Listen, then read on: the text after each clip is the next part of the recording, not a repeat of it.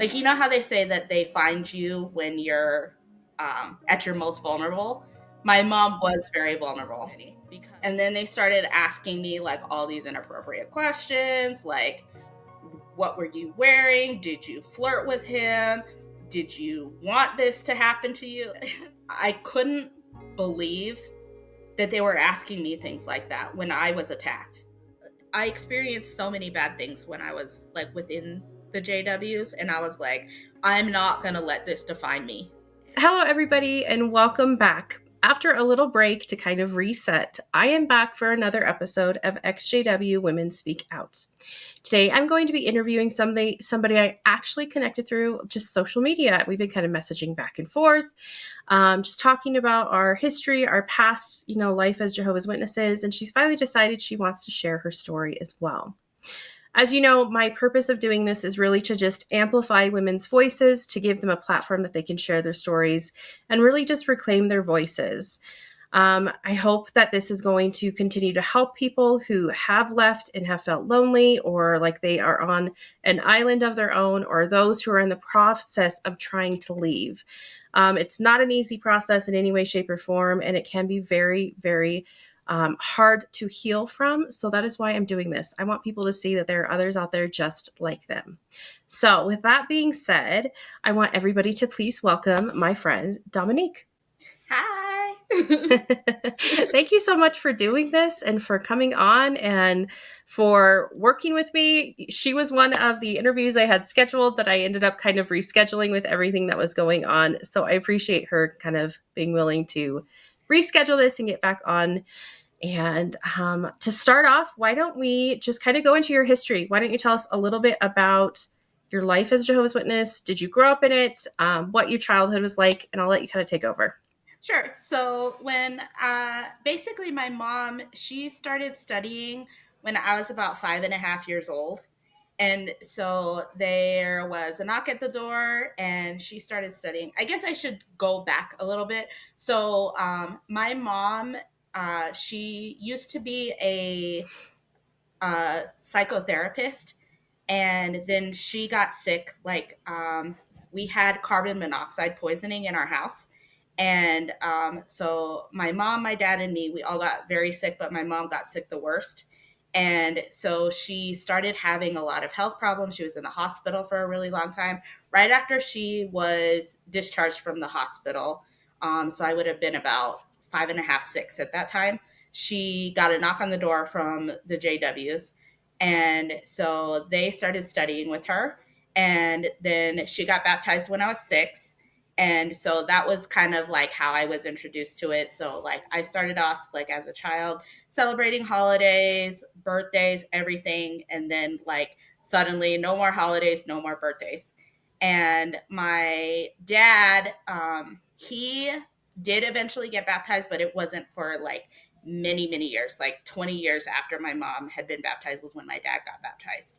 And so basically, growing up as a kid, I was taking care of my mom. She was sick. My dad had to work a lot.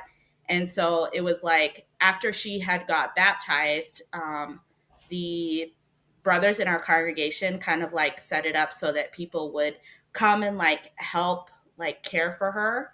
And so she was in and out of the hospital a lot, and there were like friends at the house all the time like helping us take care of her.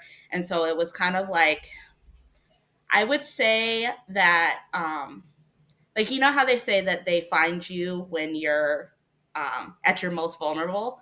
My mom was very vulnerable because she was sick, she was hopeless, and she told me later that she had actually been feeling very, very like thoughts of self harm because of her illness, and that's when they showed up.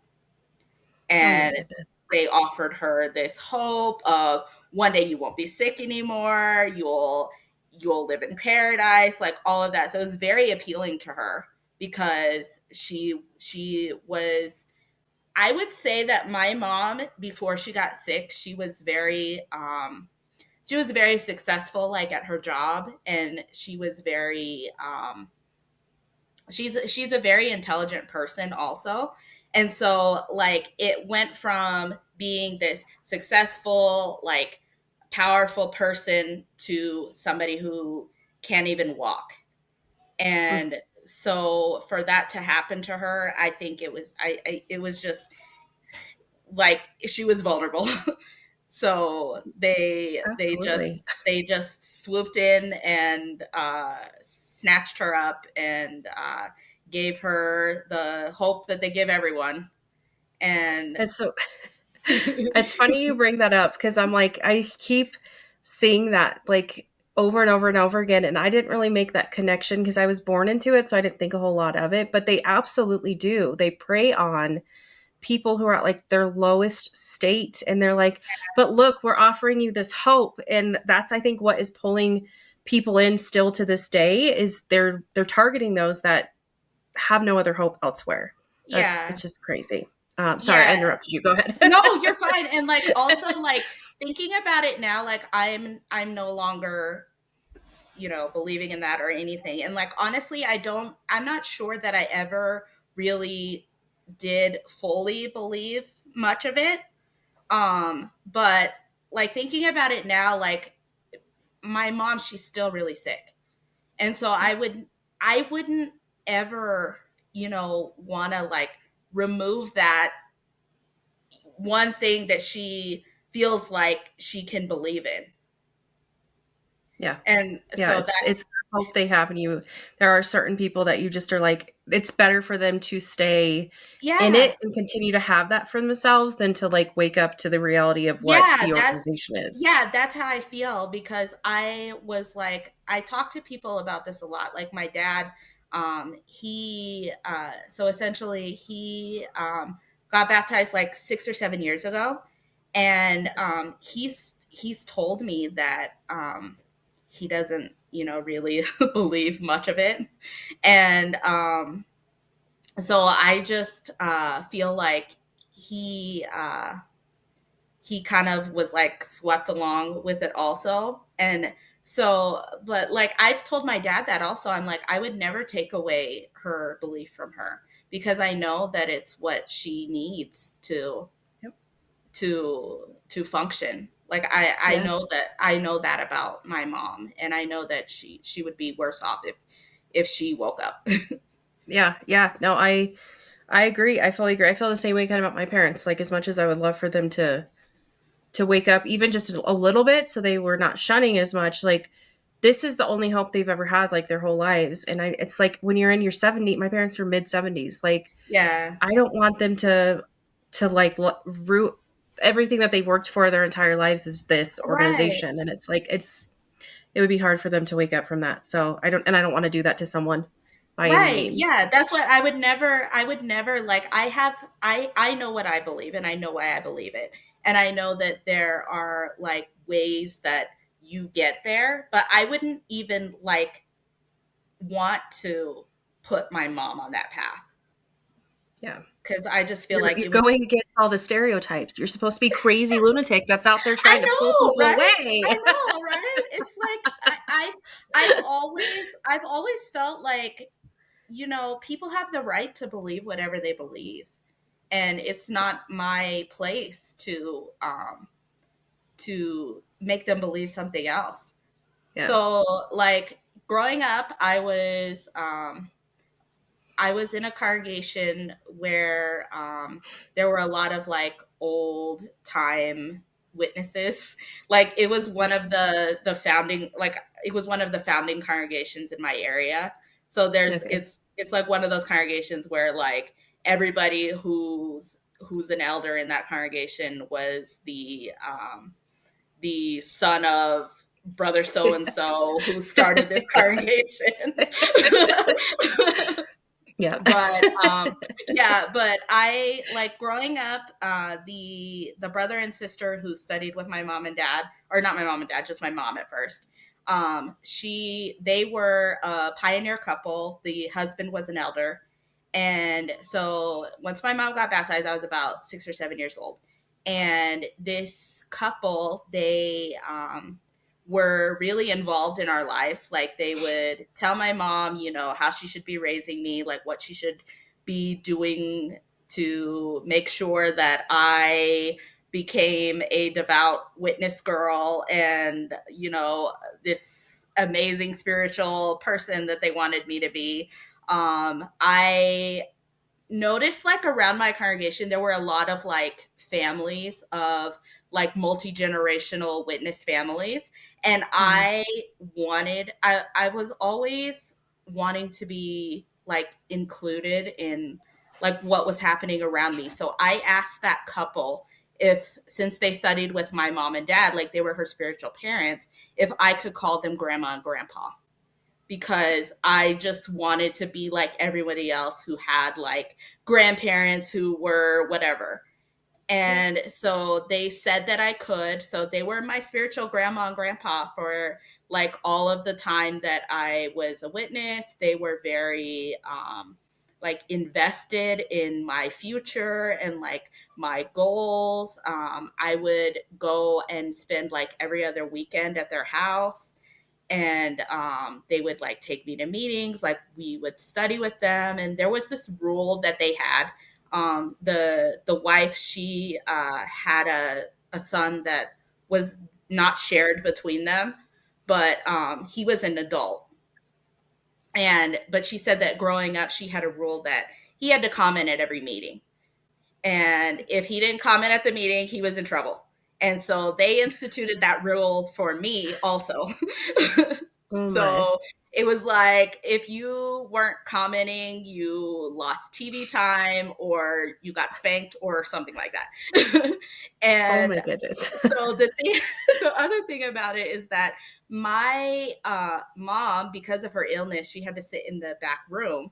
And the brother who conducted the watchtower at my congregation was very blind. So he could not see me. So I'd be raising my hand. He could not see me. I rarely got called on. I'd be in tears every meeting because I knew I was going to go home and be in trouble for not commenting when this guy can't see me. Oh my goodness, that's intense.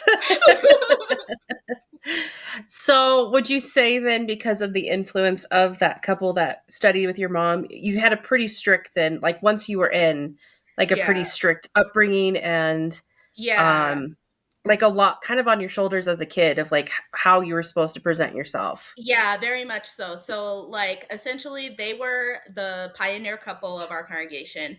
And so they decided that I was going to be a pioneer when I got old enough.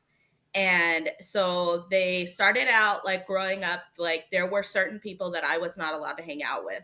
So I had like two friends that, like, even within the congregation. So I had like two friends that I could hang out with. And then like everyone else was like, that person's bad association. You can't hang out with them. They're going to be a bad influence on you, on a 10-year-old. Oh my Like we're gosh. all just kids. Like their Yeah. mom is this or their dad is that. So she shouldn't be allowed to hang out with them. And I was very like, even growing up, like as isolated as we are as witnesses, I was even more isolated. Like I had one friend Yeah. that I could hang out with consistently, and then the rest of the time it was just like, you know you're around adults because Jeez. these kids are going to be a bad influence on you. That's hard. And That's really so, hard. and yeah, and so it like also like these kids at the Kingdom Hall, like they would come up and like ask me like, hey, can you ask your mom if you can come to my house? And I'd be like, my mom's gonna say no. Oh my gosh. That's crazy. So, how old were you when you got baptized in? Were you pretty young since you kind of had I that pressure on you? I actually was not that young when I got baptized. Okay. So my congregation, there were a lot of elders in my congregation. All the elders had kids, and but nobody was getting baptized. So like there was one kid that got baptized when he was like 9, and then after that, like nobody got baptized. So they started like giving a lot of talks from the platform about young people getting baptized, like why aren't you kids getting baptized, like aren't you making the truth your own? And it was like a big thing. So when I was like 13, I think, my dad, he was my dad was always very lenient with me. He would let me do whatever I wanted. And so I told my dad that I wanted to play softball, because so my mom was obviously not a witness growing up, so her family were not witnesses, but they would come visit us in the summertime. Like my mom was very close to her dad, so he would always come like every summer and visit with us. And me and my grandpa, we would watch baseball games together and stuff. And so I told my dad, I said, I really want to play softball. And my dad was like, your mom's not going to let you play softball. And I was like, I know, but I really want to play. Will you at least teach me how to play? So my dad taught me how to play softball, and then my mom got pregnant with my sister. And when she got pregnant with my sister, she became a different person. Like she was not as strict. She kind Oh, of like let me do things that before she wouldn't have let me do. And so I told my dad, I said, I bet if we asked her, she'd let me. And my dad was like, okay, let's try it. So we asked and she said yes. oh wow. So she let me play softball one year.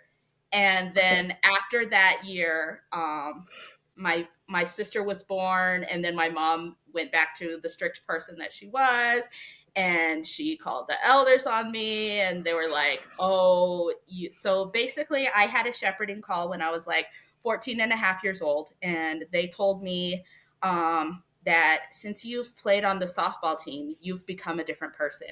And we've noticed, so we're sure you can notice it as well. And I'm sure you don't like the person you've become. And so you need to, yeah, like you don't like who you've become. And so you need to get your act together basically and start doing more and blah, blah, blah, this. So that was when I was basically pressured to get baptized. That's And crazy. yeah, so I felt really bad after like meeting with Mhm. them. And like I'm a very sensitive person, like I'm always crying. So like Me too. so like I was I left. They were saying whatever they were saying to me, and I was just like in tears because like I didn't think I'd become a bad person. Like I Mhm. was just, being myself, and I was doing something that I felt like, my dad was letting me do it, and I didn't think there was anything wrong with it. And so anyway, I felt bad, and they were like, none of the kids in our hall are getting baptized, and they look to you as someone who should be an example. And like a lot of these kids were like older than me too. And so I Oh was my like, goodness. okay. And so essentially I was pressured to get baptized. So I was the first kid in my hall in like 5 years to get baptized. And then once I got baptized, a whole bunch of other kids started getting baptized. And that's how Wow. it happened. But obviously they did look to you, I guess. I guess so. Oh my gosh, that's so crazy. It drives me the the child baptism thing just drives me absolutely bonkers because like Right. it's a lifelong contract and they claim Right. they don't baptize children and yet here they are pressuring you. Yeah, they And it was a literally pressure for pressured all me. of us. It was like if you Yeah. were baptized by a certain point, you started getting looked at like, what's Yeah. going on there? Yeah, and like I don't know, I feel like maybe like the circuit overseer or somebody was like saying something to the elders of our congregation because nobody was getting baptized. Like we had all these Hmm. like teenagers. There were at least 14 teenagers in my congregation, and none of Wow. us were getting baptized. Wow. That's crazy. Yeah, I'm sure there was pressure being put on them. Like, what's going Yeah. on in this congregation that no one is wanting Yeah, to get especially baptized? because it was Like, like a lot of like elders kids too. Like even they weren't getting hmm, baptized. yeah. Whoa. Okay, so you were 14 when you got baptized. Yeah. Um, were you in like public school still at that point, Yeah, or I did you was in public school. homeschool? So Okay, okay, so I you, public oh sorry. So no, I you're was in good. public school the whole time, like all of Okay, my schooling. okay. What did So that look like for you after you got baptized? Did you feel added pressure to you? Did you feel the weight of the responsibility of being baptized on you, or were you just kind of being a normal teenager? I was kind of being a normal teenager. I definitely led a double life when I was in school, um, because I always wanted to fit in, and like to Mm. be honest, like I never really So I had a friend who, the one friend that I was allowed to hang out with growing up, she moved like right before I went to high school. So at that point, I really didn't have friends to hang out with. That was before I got baptized. She moved.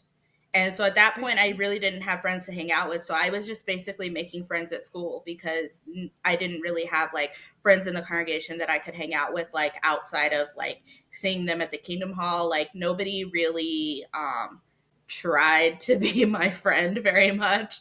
And so it was just like, I say this a lot, but like I was very isolated. And so I was just constantly alone. Um, so yeah, so I made friends at school, and so I was always trying to fit in at school, like, and I even after I got baptized, like I wanted to go to college. And Okay. so I at school I hung out with a bunch of kids that were really smart, and we did like homework together. We like had our study halls together, and so that was like kind of the people that I aligned with in school. So I wasn't like ever tempted. I mean, I like there were boys at school and stuff that I liked, but I wasn't ever tempted, like even after getting baptized, to like engage in sexual immorality or anything like that, because it just wasn't what I was wanting. Like I wanted, Yeah. I played so so my dad, when I was growing up, like my dad, he pretty much catered to all of my whims. Like anytime I wanted to do something, he would just let me do Yeah. it. So like I did ballet growing up, I did gymnastics, and I just like went from activity to activity. So when I was like in 4th grade, my dad I told my dad that I wanted to play the violin. And my dad was like, "Okay, well, this is the last thing that I'm going to pay for. So this you just better commit to this because this is what you're gonna do."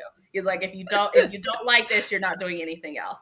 And I played violin like through out all of elementary school, junior high, high school. Like I played violin the whole time. So it was like my determination to like play violin and like get good grades so that I could go to college.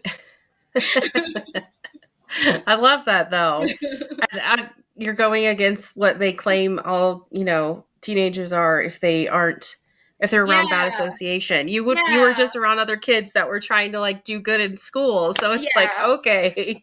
Yeah, That's exactly. crazy. And that's the other thing. It's like they tell you that like all worldly people are like evil. And like Hmm. I experienced more acceptance from the people that I hung out with at school than the people in my own congregation, because Yep. I just constantly felt like nobody really liked me, like I wasn't enough, and like the things that I was interested in, like they weren't really interested in. Like I never read the magazines or I don't think I ever read the Bible. And so like the witness people that I knew in my congregation were like always talking about like JW stuff, and like it just didn't interest me. Yeah. I was You're like like, oh no. I was like, this is not cool.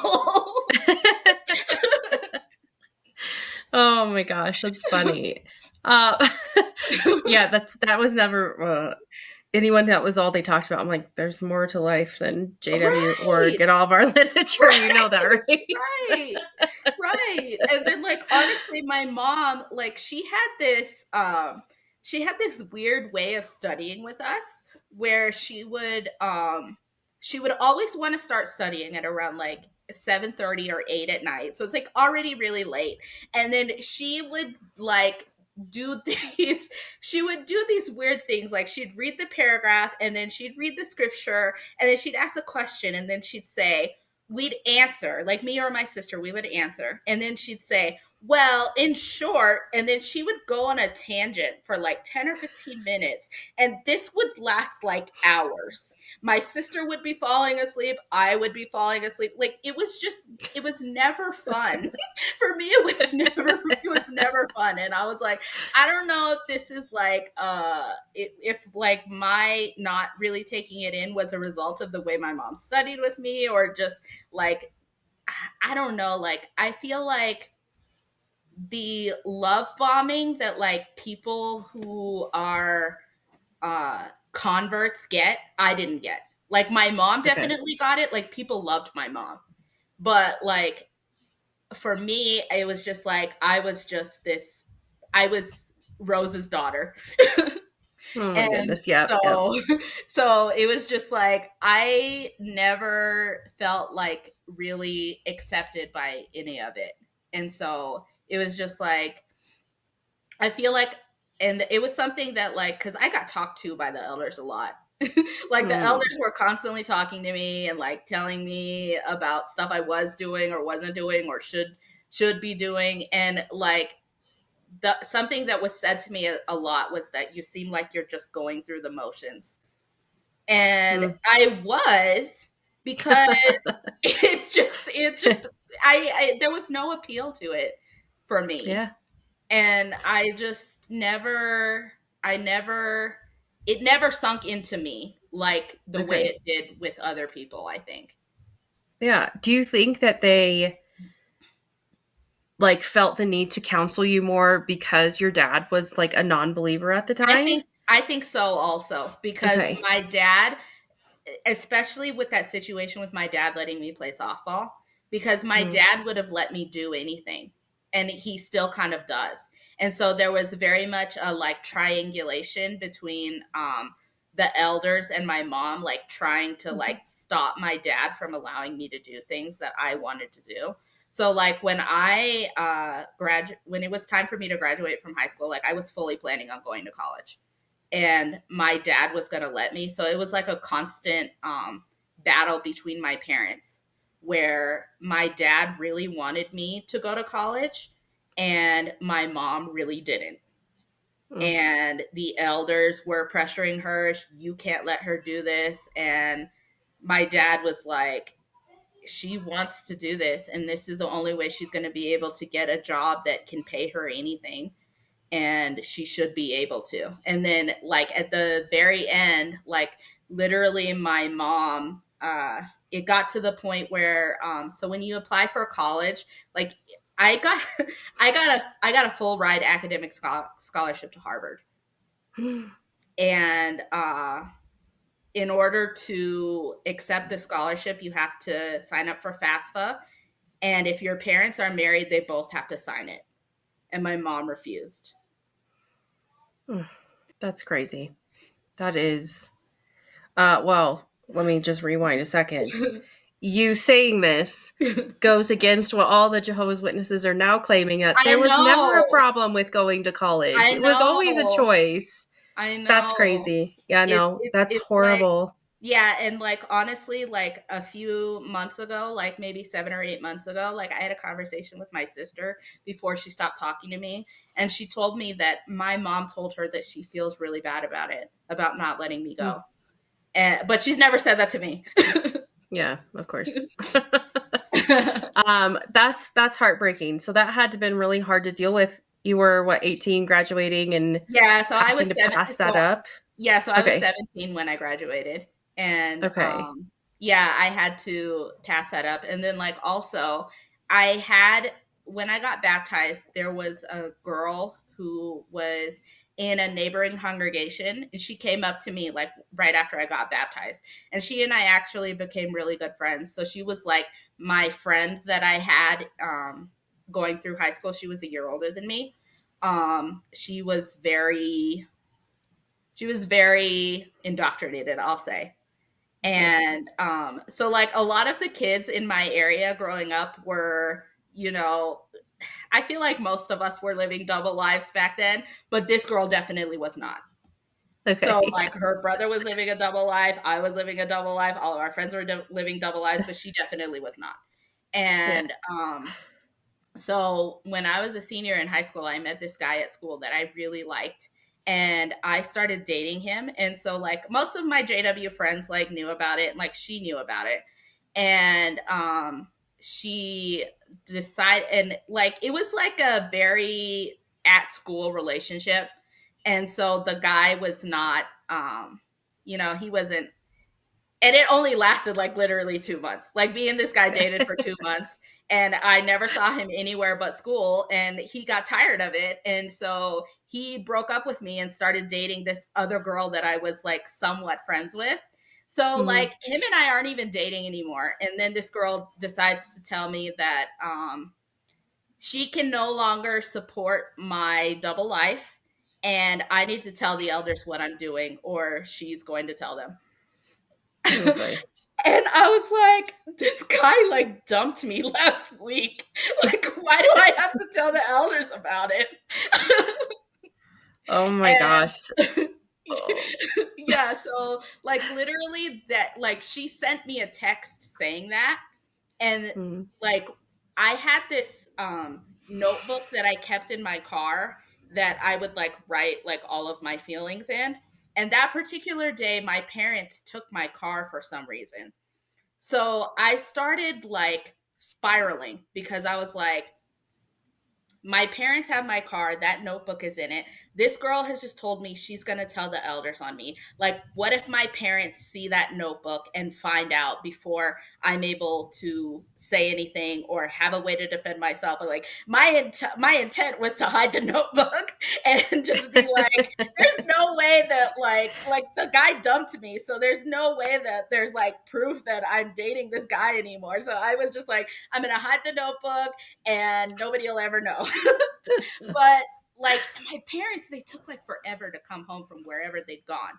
So like the longer it took for them to get home, my mind just starts spiraling, and I'm like, they're Mhm. in my car reading this notebook, they know everything, like.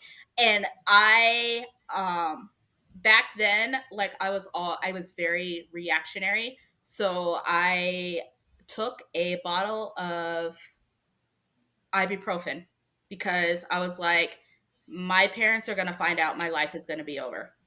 So I took a bottle Mm. of ibuprofen. I took the whole bottle, and Oh my it was gosh. like 2.5 weeks before graduation. And so Wow. it was literally like the day after finals. So I was hospitalized. I was in first I was in the ER, and then they put me in a Mhm. psych ward. And I was in a psych Oh. ward up until like 2 days before graduation. Oh my gosh. Wow. That's oh. Did you tell them at that point like why you had spiraled because of, this person threatening to expose something that you did, or did Um, you like I feel like like it's kind of like a convoluted story, but like when I was in the psych ward, like I told the people that were in there like why I did it. And I mm, basically was like telling them, my parents are in this religion, like I don't want to be a part of it. Like even back then, like I didn't want to be a mm, witness. I was like, my parents are in this religion. Well, my mom is in this religion. I don't want to be a part of it. I didn't know what to do. Like I felt like my life was over because I felt like my parents were going to find out like what I had been doing, which in my mind wasn't even that bad. Like I never even kissed that guy. mm, And yeah. so I was just like, in my mind it wasn't that bad. And so the people at the psych ward were like, the reason why, because normally you'll be in there for like 3 days, and once they stabilize you, if they think you're not going to harm yourself, they'll send you home. But they were very concerned about sending me back to my parents because of like what I was saying about not wanting to be a witness anymore. Yeah. And so they kept me there for a long time because they were like trying to see if there was a way that they could like remove me from that house or something like that. Like I was literally like, so I graduated in May and my birthday is in August, so I would Mhm. have been like a few months from turning 18 anyway. And I told them, I was like, my mom wouldn't even let me like accept this scholarship, like I have no future. And like it was getting like closer and closer to the day of my graduation, And I was just like, forget it, I'll just go back to my parents. And um then when I went back, I had to have another meeting with the elders, Mm. and I didn't really tell them like why I had done that, but I just Mm. told them that I was really stressed out, and like I felt like my life was over and blah blah blah blah. And then they told me then this is when I was pressured to start pioneering. So they Oh boy. told me they told me that our congregation was going to be dissolved, and there was going to be a new congregation, and it would be a great time for me to have a fresh start and just pioneer. Oh my gosh. Yeah, that's a great way to heal and feel better, is to Right. pioneer. Right. Yeah. So then I literally pioneered for 12 years after that. Oh my gosh. Wow. Um okay, so you pioneered. That's I pioneered 1 year and I hated it. Yeah. How did you just kind of go through the motions of it just to do Yeah. it to I please really people did. pretty much? I really did. Okay. I'm like an extreme people pleaser. So Yeah. like I'm just like, okay, like this is what I have to do to get these people off my back. So I'm just gonna do it. Yeah. So yeah, but I always had like a pioneer partner who would rather talk at the doors than me. So Oh, that's good. yeah, That's a lucky break. so there was this old lady pioneer when they made that congregation. There was this old lady pioneer that she basically took me under her wing, and she would take me to all her return visits, and she would take me door to door, and she was a door hog. So she Good. would take every door. I never had to talk to anybody, and that's just how it was. And for 12 years, I pioneered with that lady. Oh my And gosh. That's like the perfect pioneer partner. it really is. It I really did is. not ever have that, Yeah, unfortunately. it really is. Like like someone like me, like I never felt comfortable like sharing our beliefs with people.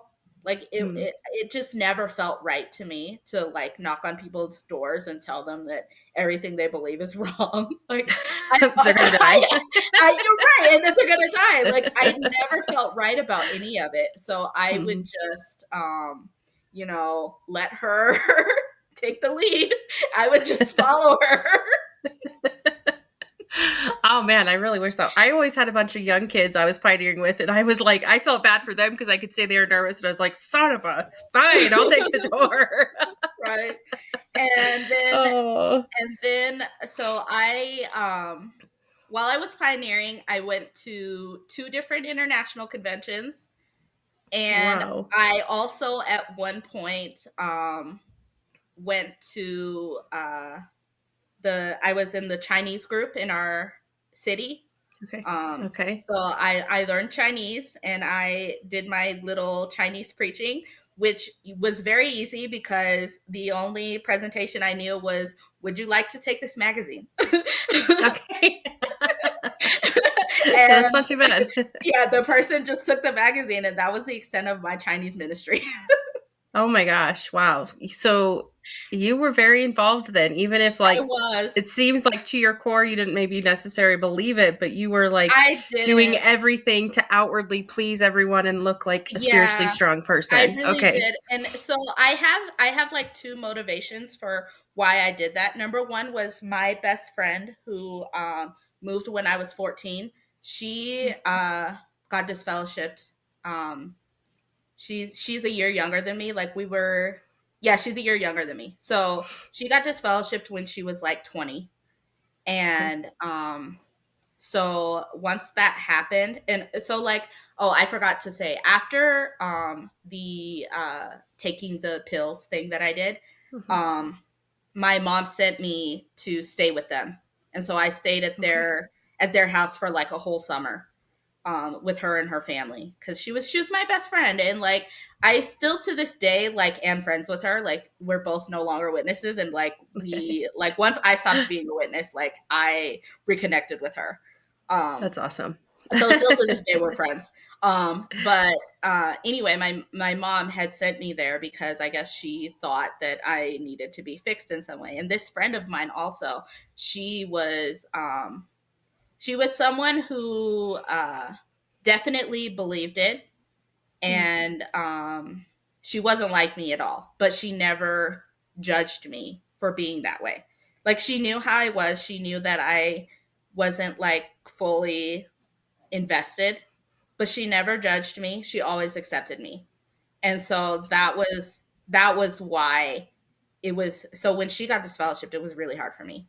Like, I used to say about her, like, because she stayed disfellowshipped, like she never came back. And I used to say about her that she was the person that I loved most. Mm, And I never loved anyone as much as I loved her. And like, I would think about her all the time, like even when she was disfellowshipped. So she called me and told me she was getting disfellowshipped, and she said she'd be back in a year. And I waited because I didn't have any other friends. yeah.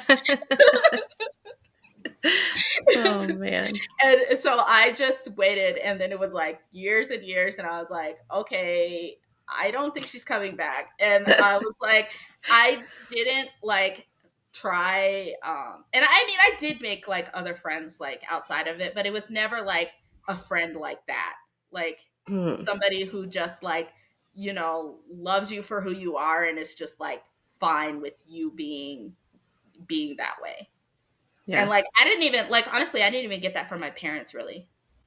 Mm, And so it was very um I felt very sad when I no longer had that. yeah. And Yeah. so That's hard. I stayed within it because I didn't, it was all that I knew. Like, I didn't have like friends outside of the witnesses, and like, pioneering was what I did. So like, I had people that I would go out in service with, and so it was just like, I didn't have anything else to go to. And then also that pioneer couple that I that studied with my mom, they told me that if I pioneered, I would find a husband. And I I was like, okay, Hmm. I've lost my best friend, so maybe I'll find a husband, and I'll have a husband who will love me the way that my best friend did. And Yeah. so I was like, I just have to do what they say that I should, and then somebody will come along and want to marry me. And so that was like what I was operating from. Yeah. I mean, it's kind of the culture of the organization. Like, Hmm. you do everything you can to try and find that partner. And for guys, it's like try and be that spiritual head and become a servant and become like whatever it is higher up. And then for a woman, it's like, okay, well, the only thing you can do is to show you're like a good Christian woman, and you're going to pioneer and be like Yeah. reaching out. And it also then opens up the pool for more men to Right. meet. Yeah. So Yeah. yeah. Yeah. But unfortunately, like, I never met anyone. Like, It's probably actually a good thing. yeah, it is. It Like, is. let's be real. It is now, but like, Yeah. I never met anyone. Like, I saw like brothers that I was like interested in, and like, honestly, looking back on it, I was a walking red flag. So so I wasn't somebody that, I was very clingy, I was very needy, I was like all the things that like no guy wants. So, but I didn't Oh know that. gosh. But I didn't Yeah. know. Like, I didn't know Mm, that like these behaviors that I had were like not attractive to a potential partner. And mm. so I was just like doing I was just doing what I was doing and scaring off everybody from here to everywhere I went. Oh my goodness. So tell me then, you had this 12 years of pioneering, you had all these privileges, like two internationals. That's like a big deal. Like Yeah. that's the big deal. During that time, were you battling any doubts at all, or were you just kind of, I mean, did you have like deep rooted doubts, or were you just kind of like, I don't really believe it, but I'm just going to do this? I think for most of the time it was me just being like, I'm just, I had doubts. Like, I had a lot of doubts, and my feeling was the reason I'm not finding someone is because of these doubts I have. Like, if I Mm, believed more, somebody would want me. And so I was that's like, yeah, it was mm, terrible. It was terrible. Like, I was constantly like, and at this point, I had a better relationship with the elders in the congregation that I was in, and there were like a few elders that I was very close to, and so I would be like, I don't understand like what I'm doing wrong, like why I can't. And so by this time I'm like 27, and like nobody is looking at me anymore. And so mm, I would just tell them like, I don't know, like I feel like I'm doing everything right, and nobody is interested in me, and I don't understand like what else I have to do to be able to find a partner. And there was a sister in a congregation that was a neighboring congregation, and she was like a longtime pioneer, and she was in her like late 40s by this point. And there, that was always their example. Well, look at her, she's so faithful, and she just continues to do what she's doing, and maybe one day she'll find someone, maybe she won't. She did eventually get married. So like oh, okay. honestly, like in this period of me like being like, I want to be married and I can't find anyone, and I'm like going, like traveling around, like going to conventions, like visiting friends in other states, and like just never meeting anyone. And like during the middle of that, like she did get married, and then that was what they were saying to me. Well, see, she Okay. met someone. She was like 55 Yeah. at the time. They're like, see, she Wow. met someone. And I was like, I'm gonna have to wait until I'm 55 to Oh. find someone. It's not a very comforting example. It's really not. And somehow they thought that that would make me feel better. And I'm like, I'm still living with my parents. Like, I Hmm. have no hope of ever like having someone who like cares about me. Like, and like honestly, I will say that like my parents care about me in their own way, but Yeah. they're very toxic. They're toxic with each other, they're toxic with us. And so it's just like I just wanted someone to just love me the way that I felt I deserved to be loved. Yeah. And it was just like, they were just like, oh, you just need to wait, like Jehovah will give it to you when you're ready for it. And I'm like, okay, well, what am I doing that's making me not ready for it? Because I feel like I'm doing what I should. And Mm. I had this friend who she and I were friends like growing up, and she had gotten married like a long time ago, and she told me, you need to lower your expectations. That sounds like JW advice. Like, just Right. find someone who will take you, Right. basically. Right. Oh my gosh. No. Right. Like I was like looking back, like I was definitely a walking red flags, but like those guys that were over there, they were like even worse. And so I was Oh like, yeah. I'm not marrying him. Like No, I can promise you the men were probably way bigger red flags than you ever were. So we know what the culture is like in that yeah. organization. They are not so much. Oh my goodness. So you pioneered for 12 years. Tell me what then, how old were you when you ended up officially leaving the organization? Did you So pioneer up until that time of leaving, or did you kind pretty of start much, fading? yeah, pretty Okay. much. I Okay. pioneered like almost until the very end.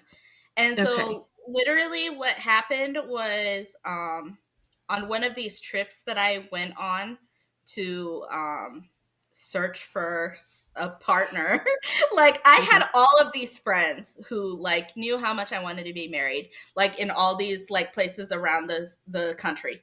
And they'd be like, Hmm. "Oh, come visit, like maybe you'll need someone." Like that's what they would do.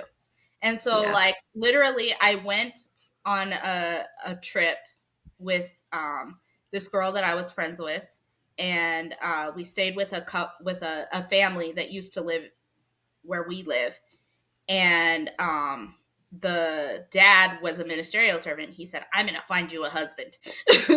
And I was like, "Oh, okay." So like he had me come out there like 3 different times. The first 2 times that I went out there, like I would just like meet people, like nobody, I mean, I don't know. It was just like whatever. But the third time that we went out there, his son assaulted me when we were staying at their house. And so that happened, and it was like a situation where his son was engaged to someone else Hmm. and still did that. And Wow. I like we were staying with them for 10 days, and this happened on the fourth day that we were there, and it was me and my sister. Hmm. And so I was like, I didn't have money to fly home, to fly myself and my sister home immediately. And like I also didn't like want to tell my mom on the phone what happened to me. And so I just stayed with them for the whole 10 days. And then I kind of got into this like depression that I was like in for a really long time. And I feel like I dissociated from that happening. Yeah. And so like it happened, like I was depressed for like probably 2 or 3 years, and then I think I just dissociated from it. Like in the back of my mind I still remember that it happened, but it wasn't like something that was like that I felt. I think it was affecting me daily, but like in my mind I didn't think it was. And so I went on a trip to England, and I met this brother that I thought he and I got along pretty well. Like he seemed like he was interested in me. And I went back to England like a year later. And the second time I went back, he completely ignored me. Like he knew I was coming, and his like attitude towards me was totally different. He was like really rude. And so when I was on that trip, like I called my elders and I said, something happened to me like 5 years ago, and I think I've lost Jehovah's blessing because of it. Hmm. And my elder, he was like, okay, well, we'll talk about it when you get back from your trip. And so I met with the elders. It was a shepherding call. There were 2 of them. And the first 2 elders that I met with were like very understanding, very kind. And they were like, this wasn't your fault, blah, blah, blah, that. And then they called me like 2 weeks later. They said they needed to meet with me again. And I was like, that's very strange.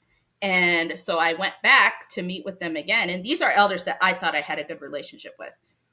I Yeah. went back to meet with them again. There were 3 of them there. And I was like, is this a judicial committee? And they said no. And then, Wow. yeah, they said no. They said it wasn't a judicial committee. And then they started asking me like all these inappropriate questions, like, what were you wearing? Did you flirt with him? Did you want this to happen to you? And I was just like, I felt very like, first of all, and it was like the person that was asking all these questions was like somebody that I wasn't exactly comfortable with. So it was like 2 elders that I was comfortable with and someone that I wasn't comfortable with. And the person asking all of the questions was somebody that like I wasn't even close to, and I felt like I was being interrogated. And it was just like it was like I couldn't believe that they were asking me things like that when I was attacked. Yeah. But And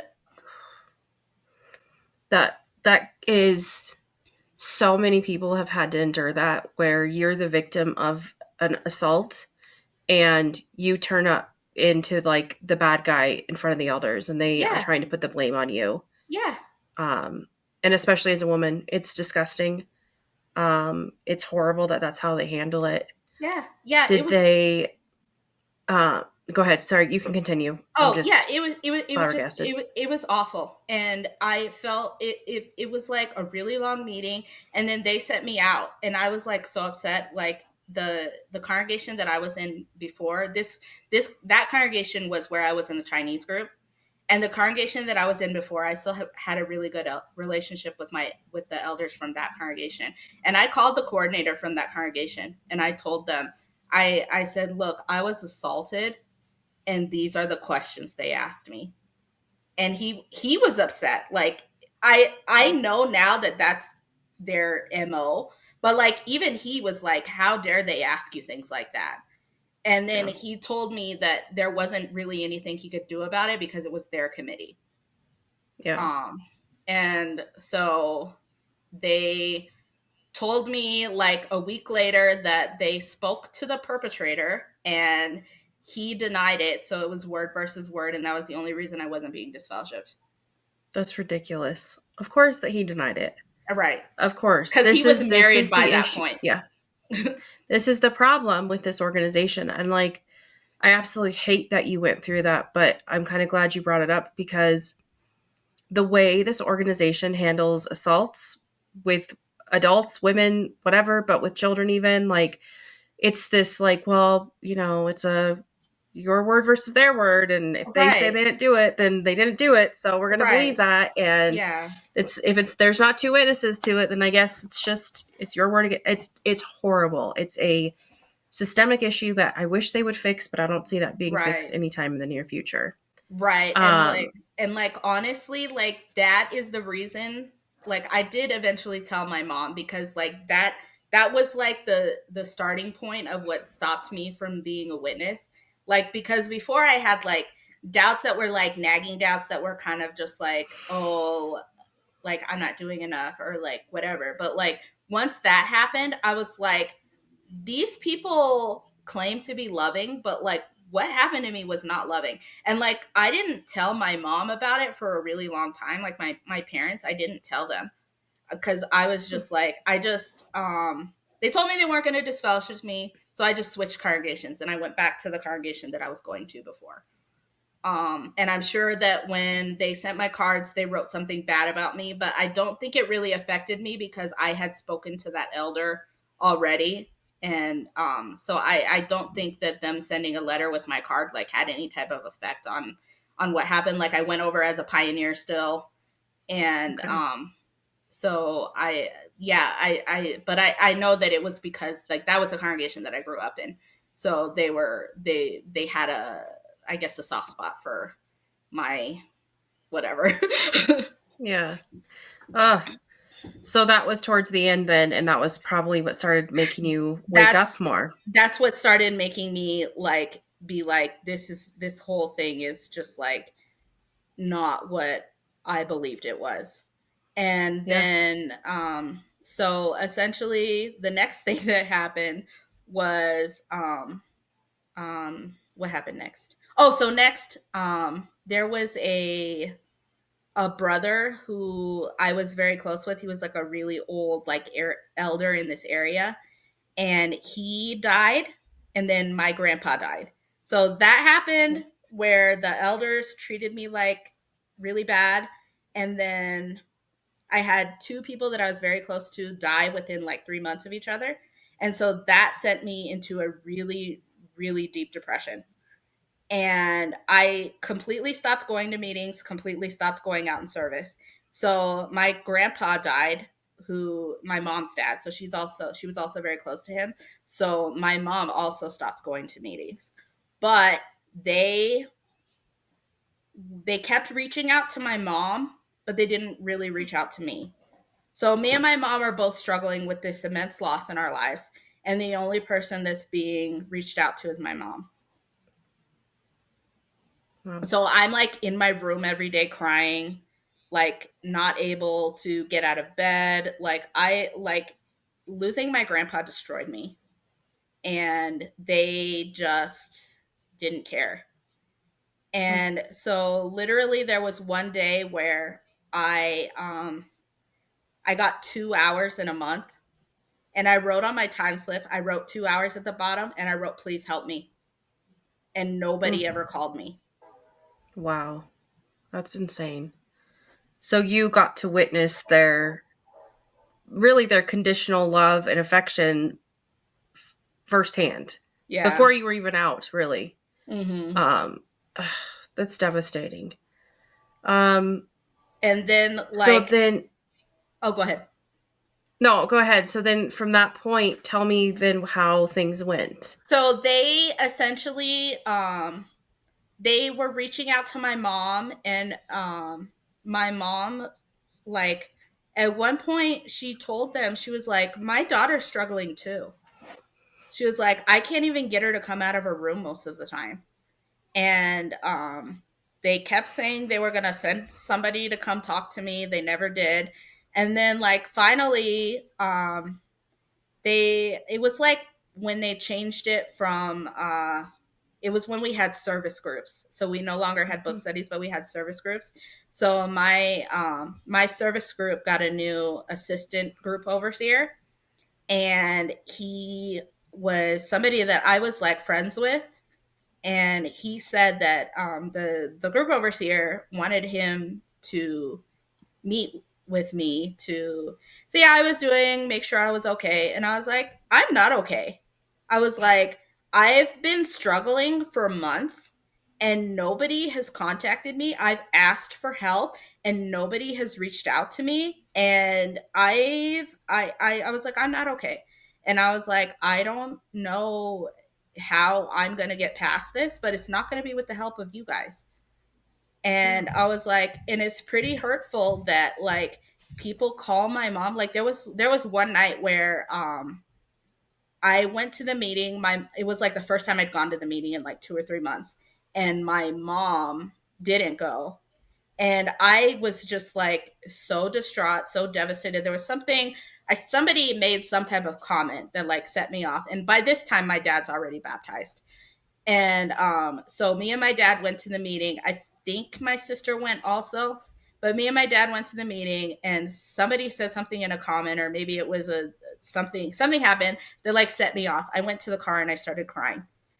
And an elder came out, like, he must have saw me walk out. He came out to the car, he knocked on the window, and he said, "How's your mom doing?" And I was like, "My mom's not great." And then he was like, "Oh, well, send her our love." And then he walked off. Oh my gosh. And I told So him that. you're in front of him, like Right. Yeah. I'm in front of him in tears. oh my Like, I know it's gosh. dark. Like, you probably can't see my tears, but I'm definitely in tears. And Yeah. it was just like, how's Rose? And I told this elder, this group overseer, assistant group overseer, I said, he came out to the car to ask me about my mom when I was in tears. And his response was, well, your mom's got one of those personalities that she kind of just takes up all of the space in the room. Like, that was his excuse for this Oh guy my having no compassion for the fact that I am just in tears in front of him. oh my gosh. That's oh my god. That's insane. Oh jeez. so so Talk uh about yeah, it was like, of all of the lack of any decency I've ever received from you guys, like, this takes the cake. yeah, seriously. And then it's funny because, like, right before those two deaths happened, my sister and I applied for the international convention in Korea. And in the midst of my depressive episode, we got accepted. Oh gosh. Wow. So I got a letter in the mail, like, one of those days, and it said that we were accepted to the international convention. And I was like, okay, well, I guess we're going to the convention. And I decided, like, when we went to the convention, I was like, I'm just gonna try and let the convention fix me. Because I knew from going to an international convention before that they show a lot of love to the delegates. So I was like, Mhm. I'll get what I'm missing and then I'll be better. And that was my plan. So we went to the convention, and like after we came back from the convention, I felt really great. And I was like, okay, well, I guess I am going to go back to doing my pioneering and just be that way. And then Mhm. literally 2 months later, they said they needed to have a shepherding call with me. They removed me from pioneering for not getting my time during that period when I was depressed and no one was helping me. Oh my gosh. They have no compassion. They They're really so don't. clueless. It is They ridiculous. really don't. And I Ugh. was like, and it was like literally like when I pioneered, like this lady that I was friends with, like she always told me to try and get all of my time like at the beginning of the year so that you don't have to worry about going out when it's hot. And so Mhm. I would always get like 120 the first like 5 months and then like 70 until I got my hours. And like that's how I did it every year that I pioneered. And so like when I came back from the convention, I got 120 hours the first 3 months. And so I was like, there's no reason to remove me from pioneering when I'm getting my No. time now. Yeah. And I lost it on them when because they came to my house to tell me this. And I was like, I find it amazing that I have been struggling for over 2 years and you have not come to my house once. Like the one person that met with me on a coffee break, and then you come to my house to remove me when I'm now getting my time. Like, this is insane. Yeah. And I was like, you guys have no compassion. You have no empathy. And I don't want to talk to you ever again. Good for you. Good for you. Oh my gosh, that's crazy. Okay, so then from that point so of you from being that removed. so from that point of me being removed, 2 months later, COVID happened. Oh, well, that was probably like a blessing in disguise then. Yeah. Yeah, so at this point my mom was there, and my mom has it's a very strange like the relationship that I have with my mom and the JWs, because my mom has always been like, cuz they've always picked on me. Like the elders have Okay. always picked on me, and my mom has always defended me against them. And so like they it's like there was one time I remember where my mom like they hadn't removed me from pioneering, but they were threatening to remove me. And I can't remember, I think it was about not getting my time, and they were threatening to remove me. And my mom was like my mom took these three elders and she said, I need you and you to come with me. And she told them, she was like, you're not going to remove my daughter. She's like, nah, not happening. Oh so man. so that's kind of the like my mom, she's like, it's very confusing. Like I have a very confusing relationship with my mom, because she's like, she'll defend me against other people, but then she'll like nitpick me also. So it's like Mm. it's just very It's like it's mixed signals to yeah, you. Yeah. exactly. Exactly. Yeah. Like nobody can pick on my daughter but me, basically. Yeah. Yeah. That makes sense. so but yeah, so I my mom was like pretty upset because she was there when because they came to our house. So she was there when they had that meeting, and she told them the same thing. She was like, she's been struggling for a really long time, and like she was being ignored. And she was like, I don't think this is right, but they still removed me anyway. Yeah. And Yeah. so COVID happened, and then like my mom, she begged me not to leave the JWs. She was like, Okay. I know that pioneering is really important to you, but she's like, please don't leave, like please don't give up on Jehovah. Like that's the type of stuff she was saying to me. And I told her, I was like, I have a hard time believing that this is the true religion when I've been treated this way the entire time that I've been a part of it. Like, it's not like suddenly this has happened. Like, I've always been treated bad by them. And she was like, well, they're just men, and this is Jehovah's organization. And I would be like, how can you tell me that this is directed by God when these guys are allowed to treat people this way? Like, Mm-hmm. that's what I can't reconcile. And so, like, at this point, like, I really wanted to, like, make my mom happy. So I got a new therapist who she was a Christian therapist, because I was at the point where I didn't believe in God anymore. I was like, I can't even believe that there's a God because of how badly I've been treated. And so I was Yeah. like, I'm going to get a therapist that's a Christian so that they can, like, help me understand, like, why God would be this way. And, Yeah. like, honestly, it was the best thing for me, but it was the worst thing for the JWs, because she convinced me that it was a cult.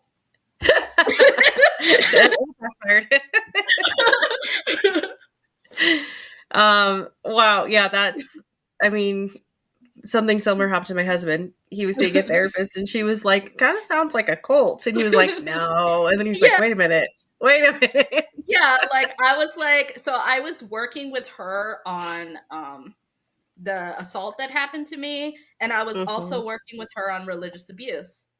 And she would just tell me, like, these are not things that God is okay with. She was like, God isn't this way. And I'm sorry that you've experienced this, but this is not how it is. And so, like, honestly, my therapist is the one that encouraged me to find friends outside of the JWs. And so I had started working at a school, and she was like, you should find somebody at the school that you have things in common with and just spend time getting to know them. She's like, they're teaching you that everybody outside of their religion is evil. She was like, do you think I'm evil? And I was like, no, I don't. I think you're great. And she was like, so you should give other people a chance too. So I made friends with this um, one of the students in my class. So I taught kindergarten and second grade reading groups at that school.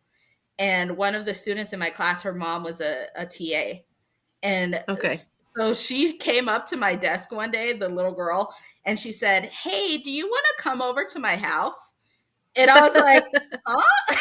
She was like, yeah, you should come over to my house. I'm sure it'll be okay with my mom. And, like, I never, like, said anything because I was like, that's weird. And then her mom came up and invited me over. And so, like, Okay. literally after that, like, I was at their house every day after school. Like, I would leave Oh, from wow. school and go to their Yeah. house, and I would just hang out over there, like, all evening. And Yeah. that's how, like, that I will say that little girl saved me.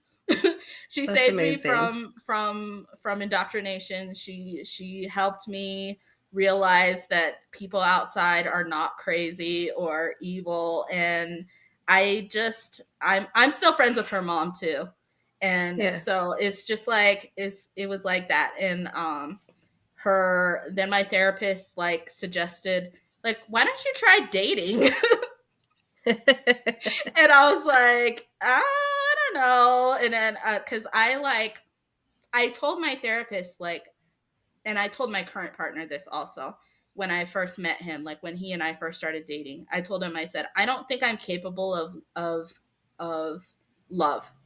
I was like, I don't know if it's something that I'm able to do because of these experiences that I've had, both with the JWs, and, like, I did eventually tell him about the assault that happened to me, and I was like, love is not something that I'm aware that I'm capable of experiencing or feeling. And he told me, he said, you seem pretty loving already, though.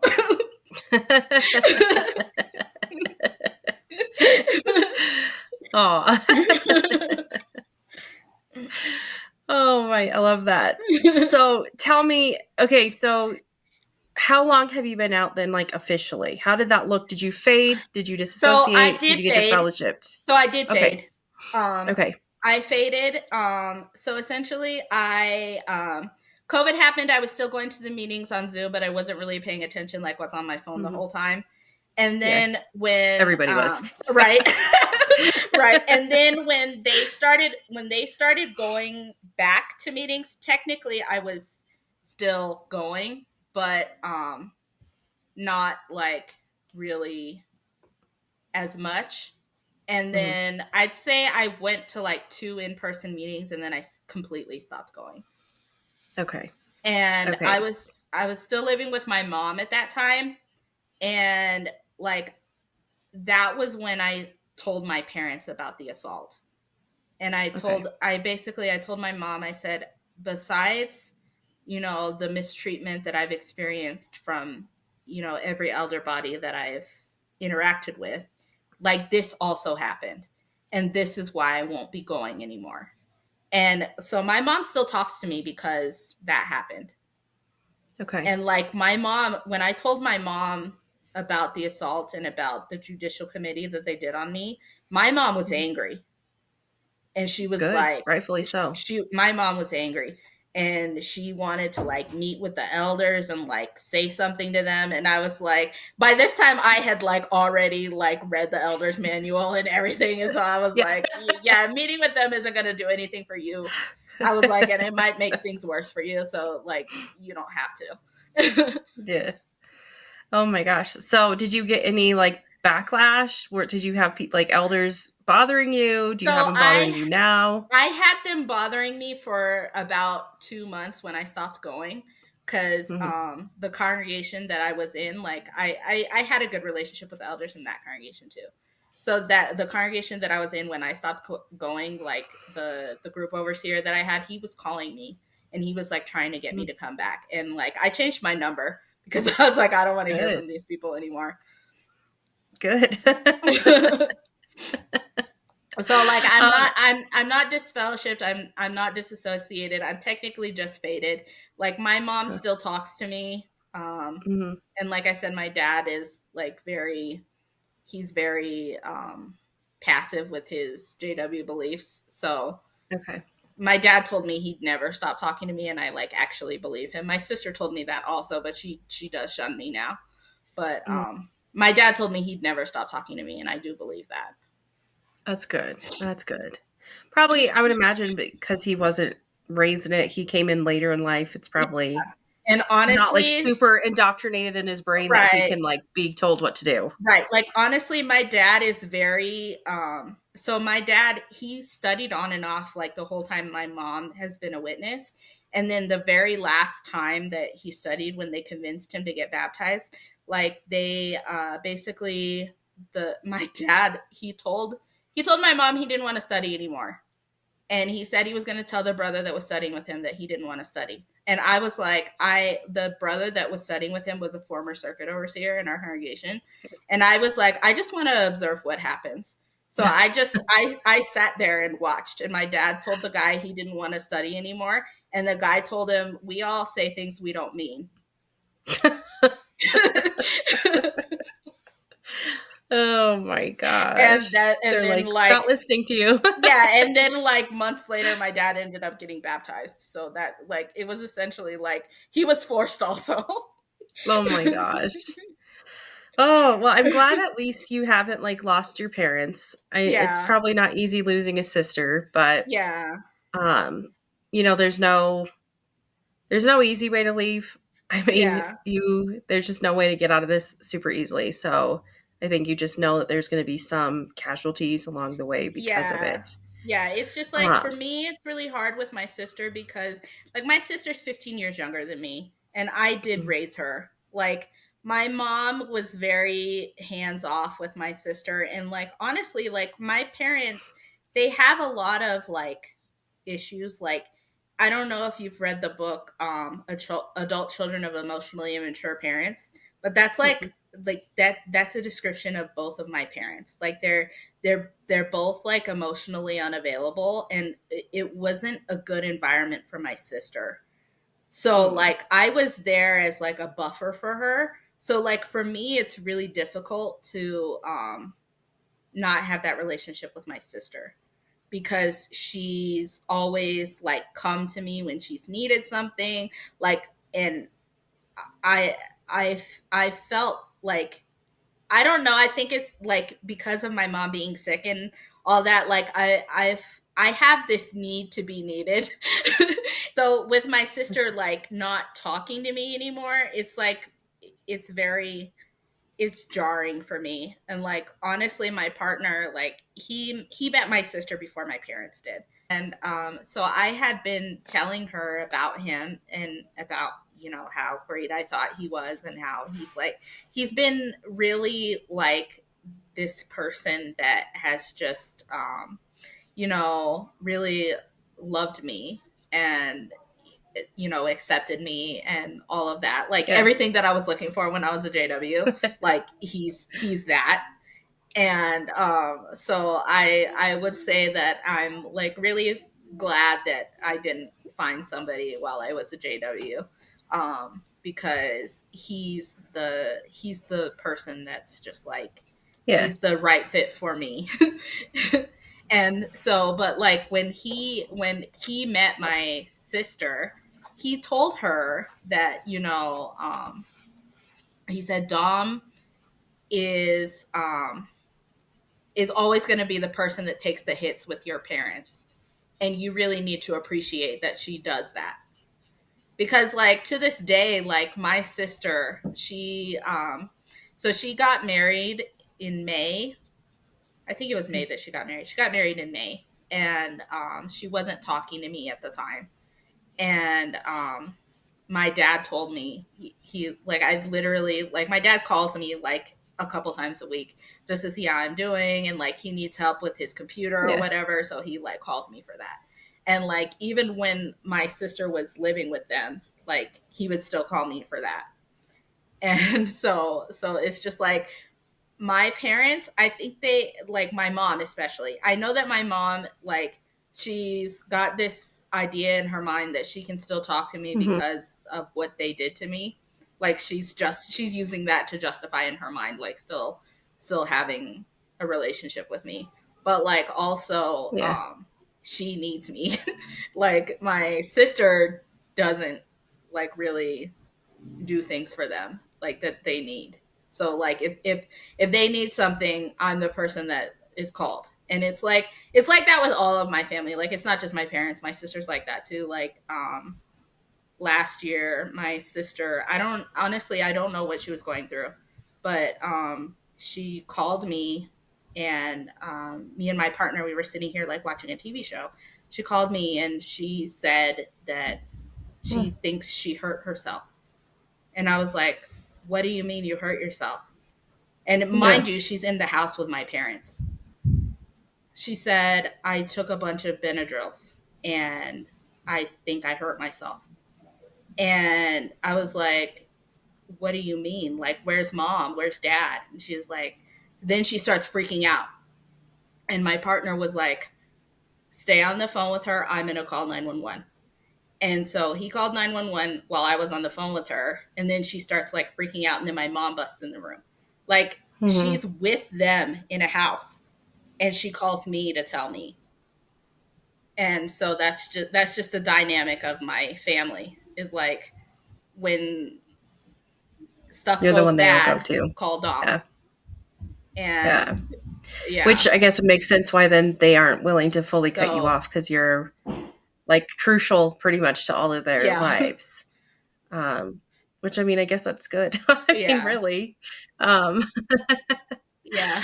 uh, Right. Yeah.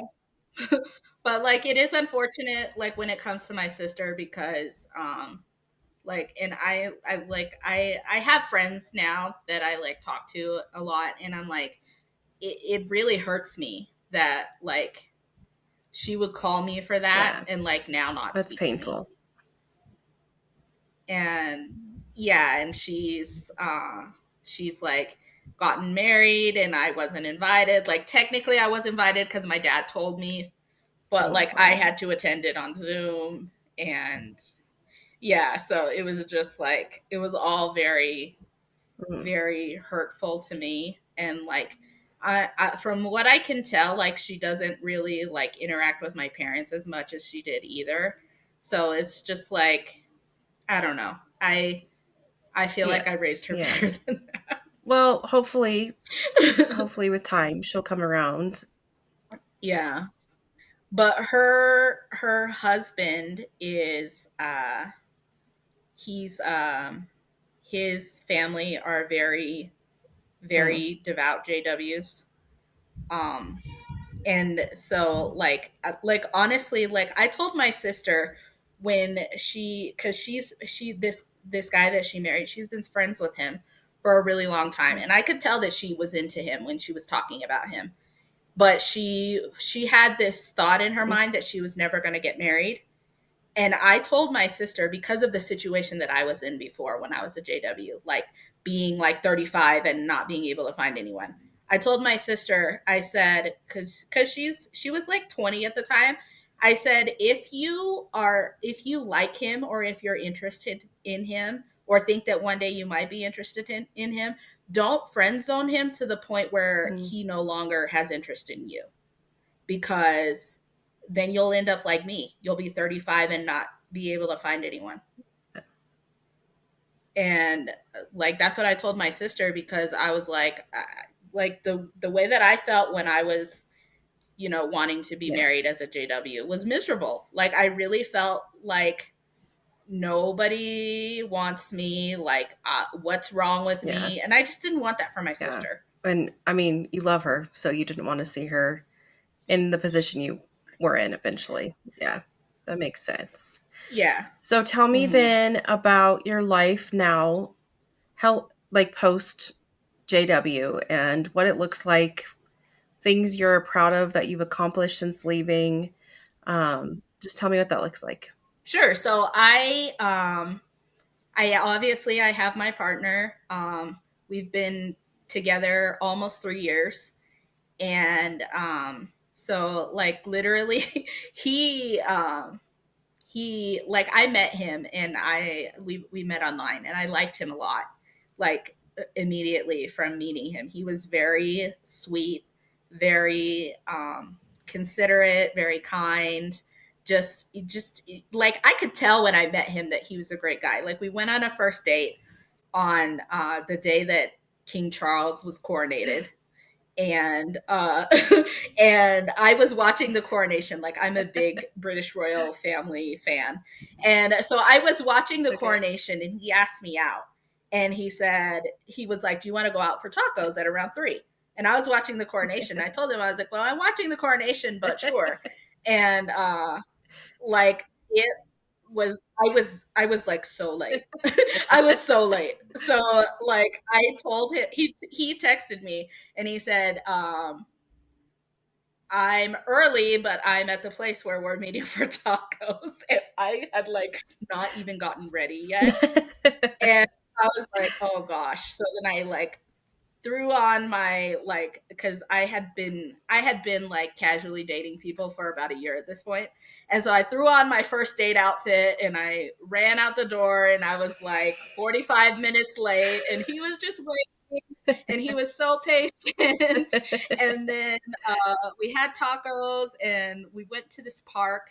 And when we went to the park, like I have anxiety. Like my anxiety has gotten a lot better since I've left that whole like situation in my parents' house with the JWs. My anxiety has gotten a lot better, but when I first met him, I was unhinged. And so we went to this park, and when we first got to the park, it was empty, and we were just walking around talking, like, and then suddenly like this park got bombarded with people, and he could tell that I suddenly started getting very anxious. And he just like, gently placed his hand on my back, and he was like, "It's okay." And I was like, "This is a safe person." Yeah. Yes, that's And amazing. yeah, and so like it's been him and me ever since. He's my best friend. He's the person that I just like rely on for, everything. And I feel like, you can find that. Mhm. And the JWs want people to think that that's not out there, and but it is, you know. And I'm so fortunate to have found it. And like I will say that like my mom, like the way that I was raised and the way that I was like left me to vulnerable to attracting a narcissist, and thankfully I didn't. That's good. Like the first person I met was like very normal, very just, you know, great. And he would tell me like he'd be like he would always tell me, he'd be like, we need to take things slow. So like I'd be like, we need to move in together, we need to this and this, and he'd be like, no, we need to take things slow. I love that. Oh man, that's so sweet though. I'm so happy you found your person. And Yeah, I mean, yeah. really, if you can look at it back objectively at everything, it was for the best that you didn't It meet someone in that was. organization and It was. you were just waiting for the right person on the outside. So Yeah, that's yeah. And awesome. that's what I'm so thankful. And like I don't even know, like a lot of the times, like, you know, we as JWs, we struggle with those feelings of being not good enough. And like I still am like, I don't know what I did to deserve him. That's how great he is. Like Mhm. I'm not saying that to be like whatever. Like I still feel like I don't deserve how wonderful he is. Mm. Oh, you definitely do. You definitely do. Thank you. Oh, well, But yeah, so now I have so like when I was pioneering, like I always worked part-time jobs. mhm, I was always, you know, poor. And so like immediately after I stopped being a JW, I found this really great job. And so I've been working there, and like my coworkers are really great, my boss is really great, my boss's boss is really great. So I work as a payroll slash HR person. okay. And like the when I first started working there, like me and Josh had like been dating for like 2 weeks maybe. And so it was like I found this job, I found this guy, like everything's great. And so like our job, they have Christmas parties every year. Mm, So the first year like we went to the Christmas party, and then when I like moved when I moved out and we got our own place, like the next year I was helping set up the office for Christmas. And I was saying to the girl that I was helping her set up, I was like, I have never done this. I was like, it's been so long since I celebrated Christmas. The last time I celebrated Christmas, like I was little, like I don't remember setting up the tree. So I've like never done this. And my boss's boss heard me say that. mm. And they bought me a Christmas tree Oh and a my bunch of gosh. ornaments. That's Yeah, amazing. it's amazing. Like the place that I work is amazing. They bought me a Christmas tree, they brought me ornaments, and like literally like a couple days later, like my boss's boss, she comes in and she says, "Hey, could you come out to the parking lot cuz I need you to go get something for the Christmas party." And she hands me this Christmas tree. I love that.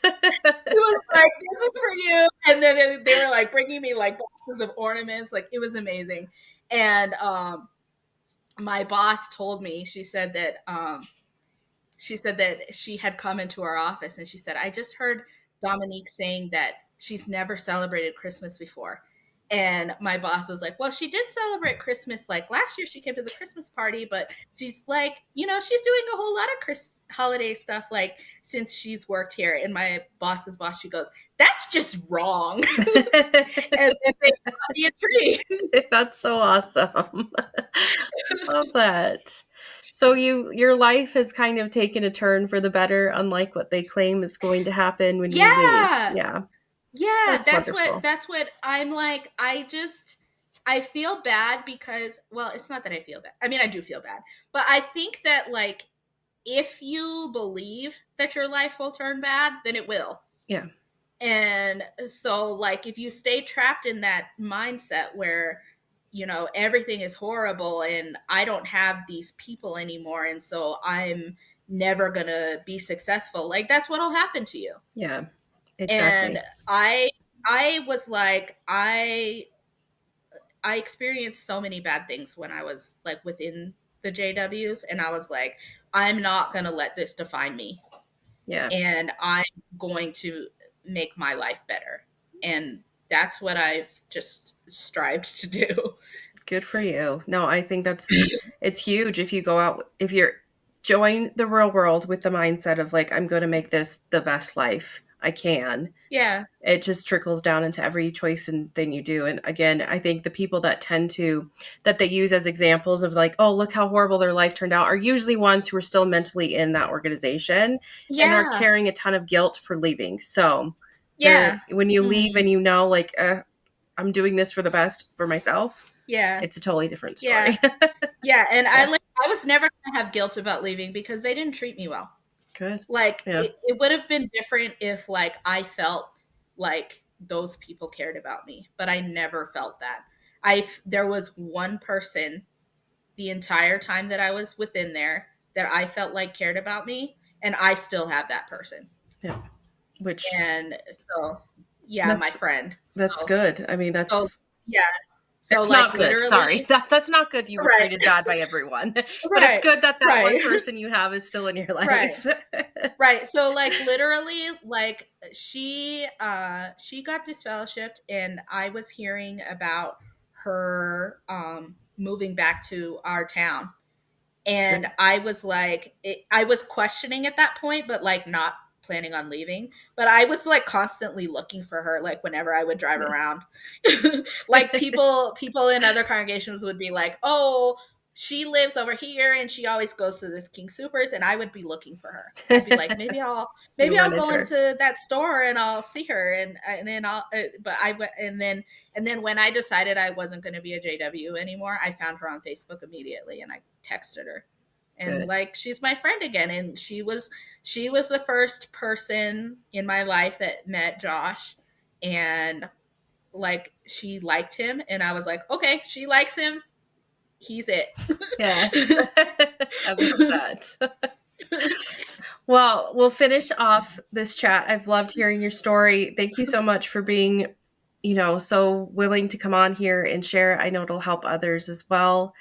If you have any advice to somebody who is maybe in the beginning of leaving or doubting or is trapped in some way, there's a lot of people who can't really leave.